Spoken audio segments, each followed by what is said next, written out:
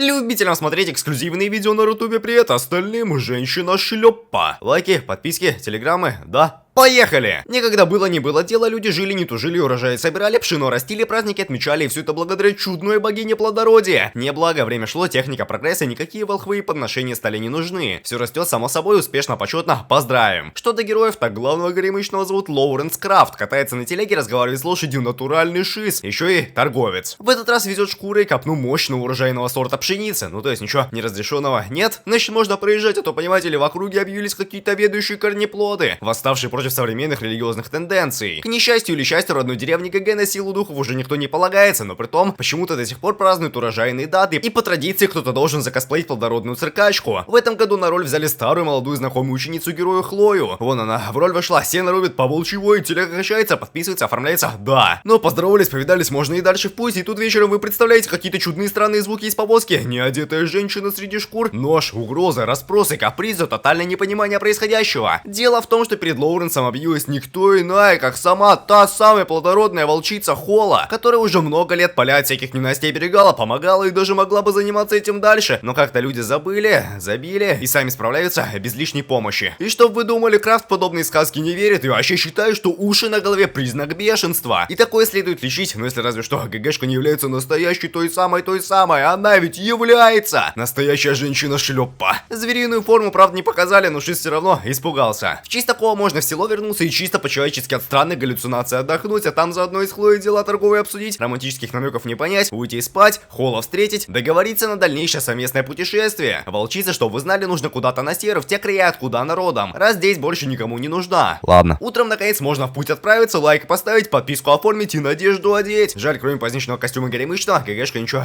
не нашла. Почему размер подошел, не знаю, пишите в комментарии. Из важного: дождь. Нужно переждать, укрыться в ближайшей церквушке, а заодно там же можно оформить пару душных диалогов и сцен, которые я бы с радостью скипнул, но они, понимаете, являются местным сюжетом. Во-первых, Лоуренс по чистой случайности встретился здесь с каким-то знатным чинушей, зажиточным торговцем и просто хорошим человеком. Господа даже обсудили новые эффективные методы торговли, среди которых есть тотальный кринж, простите, бартер. Ну, понимаете, вместо того, чтобы возить с собой деньги, можно совершить несколько обменов подряд и только потом извлечь финансовую прибыль. Видимо, обмен придумали позже чеканки. Правда, и она сейчас вовсю развивается, и тут же во-вторых, еще один какой-то хрыч-зерен предлагает сделку в обмен на информацию о новых монетах, которые уже изготовлены, но в оборот еще не вошли. А значит, можно преждевременно их закупить и потом зафиксировать прибыль. В-третьих, шиз достал для Холла мешок с завязкой, в который сложил всю пшеницу, которая та самая, лежавшая в телеге. Потому что это вообще-то жизнеобразующий для волчицы предмет, который, если исчезнет, то и она пропадет. В-четвертых, у ГГшки, оказывается, есть чудное чутье определять, когда люди лгут. И, понимаете, информация о гнилых намерениях монетчика бы крайне пригодилась. А что герой бы делал, если рядом не было такого чудного полиграфа, он даже знает, потому что ничто ничего не решит и не изменит. Но если вдруг кому-то не плевать, тварь действительно солгал, только не ясно, в чем конкретно. И, наконец, в-пятых, пора дальше в путь дорогу на телеге ехать, кринжовые истории рассказывать, флешбеки с друзьями, с едиными хищниками вспоминать, горевать, обижаться и все остальное, вот это все. Таймскип. Ребятки добрались в город, а это отличный повод купить целую гору яблок. Как говорится, приятного аппетита. А после плотного обеда по закону Архимеда полагается продать шкуры, которые уже несколько раз промокали под дождем. Благо, в порту есть какая-то торговая гильдия соседнего государства, которая можно вполне выгодно сплавить товар. И ну представляете, вообще невыгодно. Холла вот так прям говорит, мол, товар редкий, качественный, урожай был хорошим не только на полях, но и в лесах. Потому ароматы фруктов сохранились в коже, отчего одежда из подобной шерсти будет стоить баснословные суммы. Потому горемычная требует в 2 раза больше денег, придется одним словом платить. Ссылка, сами знаете, в описании. Это ж 2 раза больше не требуешь, лить хотя бы на яблоки. Ведь как раз благодаря фруктам удалось выдать желаемое за действительное, а что обман может порушить все остальные потенциальные связи, так это дело третье и совсем не факт. Что до мастерских манипулятивных навыков, Крафт в тотальной депрессии. Как-то так может быть, чтобы он столько лет обучался ремеслу, а в итоге какая-то шлепка оказалась мудрее него. Но ладно, не надо печалиться, это тупо опыт, усмотренный у других торговцев, некогда заходивших в деревеньку. Так что просто повезло. А насчет зелена, так сделку успешно прокатила. В обмен на информацию пришлось отдать всего 10 монет, и то если вдруг герой потерпит убытки, черво не свернут. Получается, пора проверить достоверность фактов, заглянув к знакомому финансисту. Вайс, чтобы вы знали, на словах Лев Толстой на деле даже не может определить на слух, изменилось ли содержание конкретного металла в сплаве. славе. Зато ушастый еще как может, реально что-то и как-то изменилось. Выходит, информатор не соврал, но выходит и другое. Все может оказаться не тупо счастливым случайным совпадением, в котором у помощника есть шанс заработать, или в случае неудачи ничего не потерять, а еще самым, что ни на есть обманом, за которым стоят какие-нибудь влиятельные гнилые конторы. Проще говоря, расследование продолжается. Хотя что там, уже все закончилось, помощь найдена у все тех же иностранных обманутых скупщиков, которые даже нисколько не обижаются на случившееся, а наоборот рады преподнесенному уроку. И теперь все будет успешно, мощно, с тотальным количеством прибыли. Он даже сам пятиглазый глава дома Мархейт все вероятности подтверждает. Гниль собирается создать искусственный дефолт и потом поживиться на вложенных ушлыми спекулянтами финансах. Но все это можно использовать в свою пользу и вывести итоговую прибыль порядка нескольких сотен тысяч денег. А от того еще Лоуренс получит процесс, значит сможет вещей накупить, хорому построить и того лучше открыть собственную лавку. Потому что о подобном мечтает прямо-таки каждый извозчик. Зачем странствующему финансисту, который зарабатывает на перевозках, нужна стоящая точка? Не знаю, логику не ищите, тайтл вообще-то про любовь. Но понимаете, лирику, трагедию, драму, вот это все, Холла плачет, расстроена, беда бедой, как же так? Ее опять и снова просят, оставят одно. Но ладно, вру, все равно еще на руках прибыли нет, а значит строить какие-то предположения и планы заранее не то чтобы хорошая идея. Лучше, понимаете, лечь спать вместе. Да что там, ничего вы не понимаете, на самом деле ГГшка залезла в постель только чтобы сообщить, что по душе горемычных пришли бандиты и нужно бежать. К несчастью, погоня долгая, душная, нудная, к счастью, шлепка готова сдаться в лапы похитителей. Тем самым отвлечь на себя внимание, чтобы Крафт ушлепал за помощью. И ну представляете, челы за шкурки все-таки обиделись. И никому помогать не собираются, потому что какие-то там бродячие торговцы это уже лишняя переменная. Но кое-что все-таки непонятно. На что эти X и Y сдались другой конторе, и тут все, понимаете, проще простого. Гниль знает, что с героем путешествует самая настоящая богиня плодородия. Вон даже соответствующую посылочку в конверте с доказательством выслали. И теперь, значит, об этом вообще все знают. Вот. Придется выдумывать новый тотальный план по разрешению всех тягот, проблем и невзгод. Если что, задумка не рабочая, выводы полный кринж, экономик так не работает. Ну ладно. Коротко говоря, все обернут против так, чтобы вынудить противника на первый ход. Заблаговременно подготовив все упреждающие действия, когда придет время, Холла помогут сбежать. Собственно, все пришло, тайные ходы и выходы оформлены успешно. Можно произошедшее обсудить и порадоваться удачному вызволению из заточения. Что важно, среди тварей была Хлоя, которая оказывается против необходимости подчиняться каким-то там прихотям плодородной богини. Потому деревенские устроили всю эту трагедию, хвостатую сдадут новым верующим и все. Дело с концом, дела пойдут в гору, урожай будет и прочие лучшие качества. Но, как видите, гнилые замыслы не оправдались, герои спасены. Спасибо! А что никто из сельчан больше шлепку не ждет, так оно только к лучшему. Не будет повода возвращаться к ненавистным человекам. Ладно, вру, за горемычными, представляете, погоня! Еще и цепных псов спустили, благо волк главнее собаки. Шавки в ужасе бегут, наши бедолаги тоже бегут, куда бежать не ясно. Откуда Лоуренс знает путь, непонятно, но ладно, опять вру. Вон горемычного порезали, он сознание потерял, проснулся, не улыбнулся, не помнит ничего. Благо Эшка все-таки точно знает и в курсе, где выход из тоннеля. Одним словом, повезло.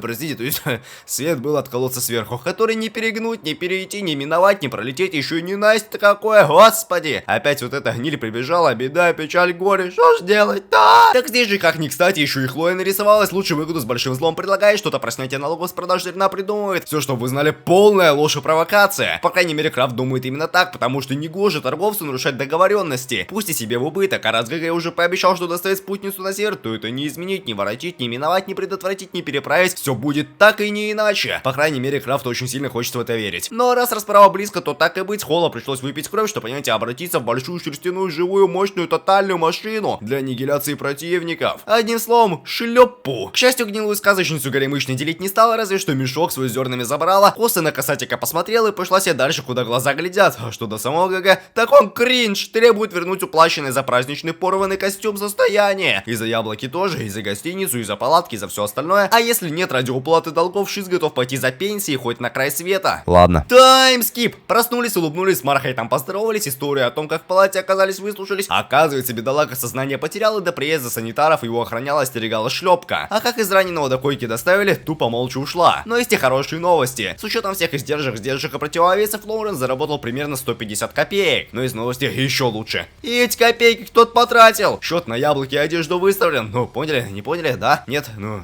вы же понимаете? Это все волчица. А что до пряности, так басню от пятиглазого про перец, соли, сахара благополучно скипнул. И вместо нее лучше расскажу вам анекдот. Однажды Сократ, общаясь со своими учениками, рассказал им анекдот. Все без исключения смеялись несколько минут. Через несколько минут философ рассказал людям тот же анекдот. Только несколько человек улыбнулись на несколько мгновений. После того, как он рассказал анекдот в третий раз, среди всех засмеялся лишь один. И тут Сократ тоже улыбнулся и говорит: никто, понимаете, смеяться над одной и той же шуткой несколько раз не может. Ну, никто, кроме разве что Геродота. что-то. Все, за исключением авиаконструктора, смеялись несколько минут. Тем временем повседневность, комедия, романтика. Пора прикупить обновки, в том числе плотную одежду для холодного региона. Но перед тем стоит сходить к другу, разменять крупные монеты на всякую мелочь. А там и до лавки с хитрыми уловками и новым модным зажиточным луком недалеко. На все про все ушло меньше 10 монет при базовой стоимости самого платья в 10. И это только потому, что ушлый крас совершил оптовую покупку и умудрился сбить цену на все вместе. Ну а ненужный лишний груз можно хоть за даром кому-то продать, зимние вещи и потом приобретутся. Там еще какие-то любовные линии со старой фурой развиваются, но это уже совсем другая история. А насчет не другой клиффхенгер. Значит, где-то в округе объявилась колдунья, приручающая диких волков, чтобы те нападали на честных людей. Но это подождет, потому что нужно срочно продать все специи, купить консервированные фрукты в медовом соусе. К счастью, скупщик напрочь гнилой. Карты перетасовал, стол наклонил, весы покосил. Вот масса перца и вышла меньше обычного. Итого куча денег и еще куча денег в обмен на молчание. Сделка прошла успешно, одним словом, повезло. Другим словом, духота. Холла сама уже не знает, что ей вообще нужно. То яблок, то сахар, то овощей, то вина, то гребень, то расческу, то масло для хвоста. А денег-то нет. Расходы, обеда, ночлеги, пошлины, налоги. Денег нет. Держаться некому, обидно, досадно. Но раз так, придется ехать дальше в путь, продавать честно выпрошенные у гнилого перечника в долг доспехи. К сожалению, не золото, стоит оно, конечно, немало, но издержки на перевозку и разрешение торговли принесут только больше убытков. Между тем, на дороге образовался, ну точно, не тот самый колдунский колдовской колдун, а просто пастух с овцами.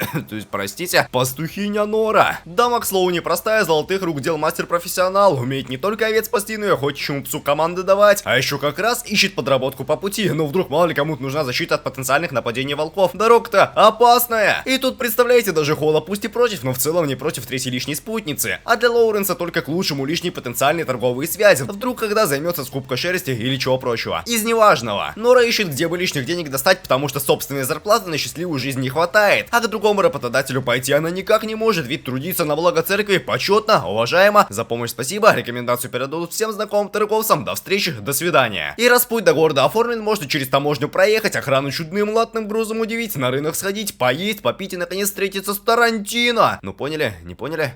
Не поняли? Да?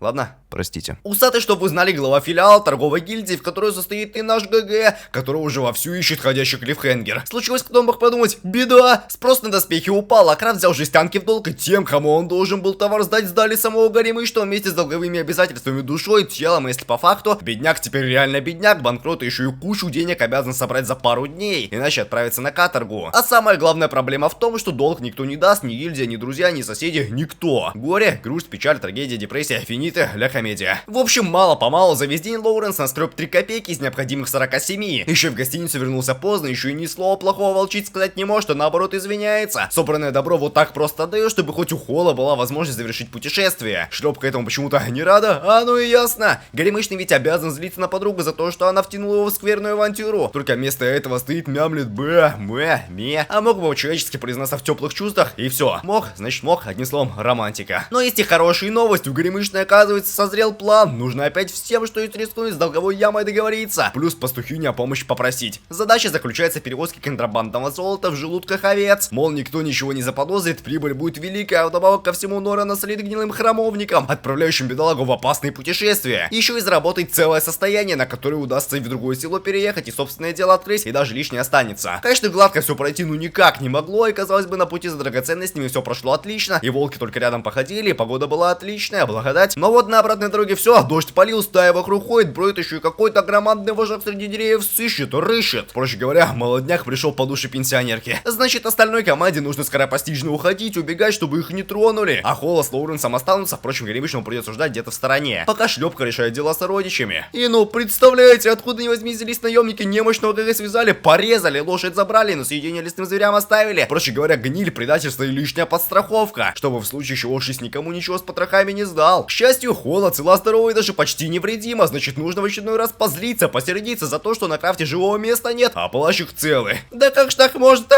господи? Впрочем, это уже совсем иная история, пока нужно скорее догнать гниль, иначе пастухиню поделят, вычислят и будет крайне категорически обидно и фатально досадно. Благо, тайтл добрый, позитивный, никто не скиснет, ребятки вовремя поспали, и шлепка даже с псом Норы не подцапалась, одним словом, повезло. Другими словами, не повезло. Золото, оказывается, понимаете, примерно 0, а большая часть кулька тупо засыпана камнями. Потому Поэтому Лоуренс и дала вещнице выбор: либо сдать злыдни и оставить все финансы себе, либо чисто по совести забрать только свою долю. Ну раз дама святая, все вышло прямо как и планировалось. А что до прибыли самих горемыч, то гнилые теперь по гроб жизни будут уплачивать долг, причем не самому ГГ, а гильдии, чтобы никто никак ничем предать не мог и действительно обязательства исполнил. Тарантино такому исходу, конечно, несказанно рад, даже готов в честь потенциальной мощнейшей прибыли поддержать друга целой сотни денег. Опять снова еще раз повезло. В честь такого можно и лайку поставить, и подписку оформить, и по улице прогуляться, поговорить о всем хорошем, плохом, нужном, ненужном и остальных выражениях. И напоминайте, выражаясь прямо, тайтл абсолютно кринж. Пустая, абсолютно не цепляющая трагедия на ровном месте, никакого напряжения вообще нет, хоть на это и берется расчет. Повседневные моменты скучные, пресные и крайне неинтересные. Но я даже знаю кому и почему это нравится. И тут я даже согласен, озвучка реанимедиа отличная, но вот сам сюжет это никак не исправляет. Хотя там есть еще второй сезон, в котором тоже что-то происходит, еще и ова, которую я, наверное, расскажу на рутубе, так что подписывайтесь, комментируйте, аплодируйте, бравируйте, шифруйте, цифруйте, утрируйте, контраргументируйте, а может и не расскажу. Пока.